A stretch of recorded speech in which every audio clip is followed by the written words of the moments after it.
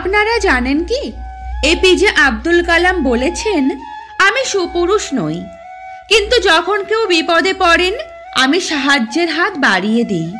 সৌন্দর্য থাকে মানুষের মনে, চেহারায় নয়। কাউকে হারিয়ে দেওয়াটা খুব সহজ, কিন্তু কঠিন হলো কারোর মন জয় করা। তুমি যদি তোমার কাজকে স্যালুট করো, দেখো তোমাকে আর কাউকে স্যালুট করতে হবে না। কিন্তু তুমি যদি তোমার কাজকে অসম্মান করো, অমর্যাদা করো, ফাঁকি দাও, তাহলে তোমার সবাইকে স্যালুট করতে হবে। প্রতিদিন সকালে এই 5টা লাইন বলো, আমি সেরা, আমি করতে পারি, সৃষ্টিকর্তা সব সময় আমার সঙ্গে আছে, আমি জয়ী, আজ দিনটা আমার। 3 জনই পারেন একটি দেশ বা জাতিকে বদলাতে, মা, বাবা এবং শিক্ষক। জীবনে সমস্যার প্রয়োজন আছে, সমস্যা আছে বলেই সাফল্যে এত আনন্দ।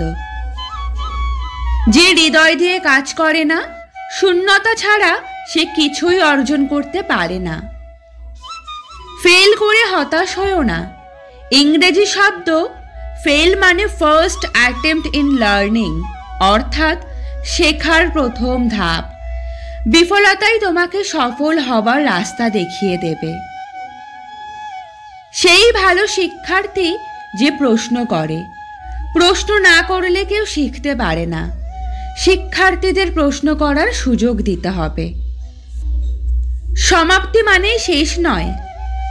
এন্ড শব্দটির মানে হচ্ছে এফোর্ট নেভার ডাইজ, অর্থাৎ প্রচেষ্টার মৃত্যু নেই।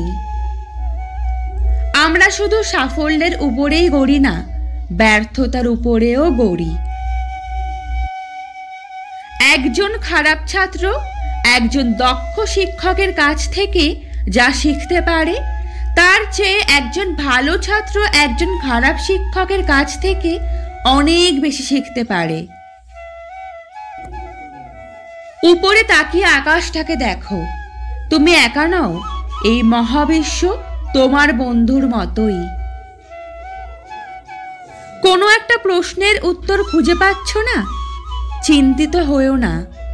নো শব্দের মানে হলো নেক্সট অপরচুনিটি, অর্থাৎ পরবর্তী সুযোগ।